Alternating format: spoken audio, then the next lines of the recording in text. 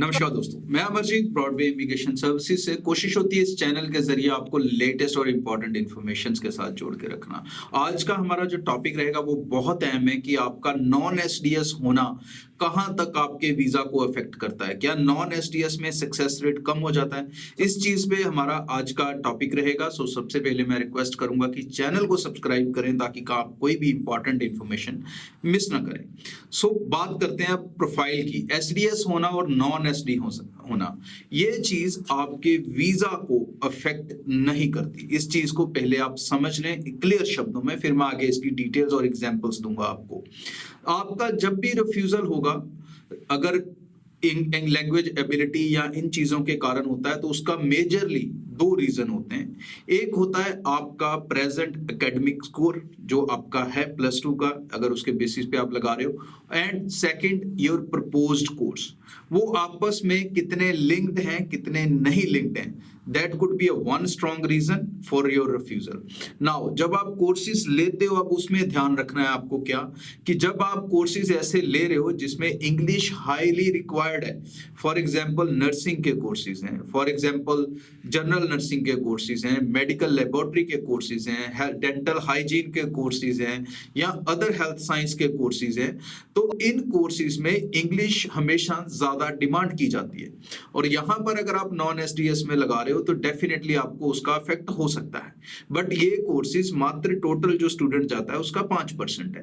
Rest 95% courses जिनमें आप जाते हो, चाहे वो बिजनेस के कोर्सेज हों अलग अलग, चाहे वो आईटी के कोर्सेज हों अलग अलग, चाहे वो अदर इंजीनियरिंग सेक्टर्स के कोर्सेज हों अलग अलग, चाहे वो अर्ली चाइल्डहुड के कोर्सेज हों, होटल मैनेजमेंट के हों, कलनरी आर्ट्स के हों, सो लॉट ऑफ ग्राफिक्स के लेके हों, मीडियाज को लेके हों, there are lot of option, journalism के हों, बहुत सारे कोर्सेज में आप जाते हो। सो वो जो सारे कोर्सेज हैं, they do not always required that need to have a 6 each और हाई इंग्लिश। उनमें नॉन एसडीएस हंस के चलता है, इजीली चलता है, कोई मुश्किल नहीं है। वहां पर अगर आपका एप्लीकेशन रिजेक्ट हो रहा है तो उसका मेजरली जो रीजन है, जो आप ध्यान नहीं देते हो, और 99% आपके कंसल्टेंट्स भी ध्यान नहीं देते हैं, क्योंकि आप उनसे जस्ट अप्लाई करके आ जाते हो और आप बॉदर भी नहीं करते हो।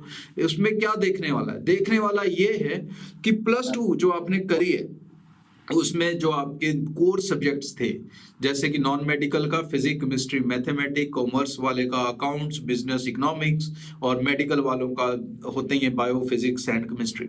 अगर ये कोर्सेज जो आपके कोर सब्जेक्ट्स हैं, अगर इनमें से आप किसी भी एक सब्जेक्ट में ज्यादा वीक हैं, मतलब मान लो आपके मैथमेटिक्स में 50 है या 50 से बिलो है, या फिजिक्स में है, या केमिस्ट्री में है, या इकोनॉमिक्स में है, जो कि बहुत बच्चों के ये सिनारियो होता है कि उनके ओवरऑल तो 70% बन रहे होते हैं, बट उनके किसी एक सब्जेक्ट में एक्सट्रीमली स्कोर जो होता है वो लो होता है, और आप वो कोर्स उसके अगेंस्ट जो लेते हो, वो कई बार ऐसा कोर्स लेते हो जिसमें वो सब्जेक्ट मेजरली जरूर कह लें कि यूटिलाइज हो रहा है। मान लो आपने आईटी का कोर्स ले लिया तो उसमें मैथ मेजरली यूटिलाइज हो रहा है, और अगर आपका मैथ का स्कोर कम है तो आपका ऑप्शन गलत है, आपका वीजा रिफ्यूज होने की प्रोबेबिलिटी बहुत हाई रहेगी।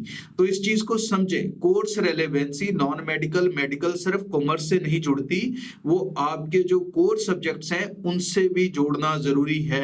अगर आप वो नहीं जोड़ पा रहे हो, अगर आपका कंसल्टेंट उतना समझदार नहीं है, तो आप फाइल लगाने में, अपना प्रोसेस में गलती कर रहे हो, ना कि आपके 1 में 5.5 है, आपका प्रोफाइल नॉन एसडीएस है, उसके कारण रिफ्यूजल आ रहा है। सो इस चीज को समझें, अपना राइट कोर्स ऑप्ट करें और डिटेल्स में चीजों को समझें, और वही कंसल्टेंट लें जो आपके प्रोफाइल के लिए बॉदर कर सके, आपके प्रोफाइल के ऊपर मेहनत कर सके।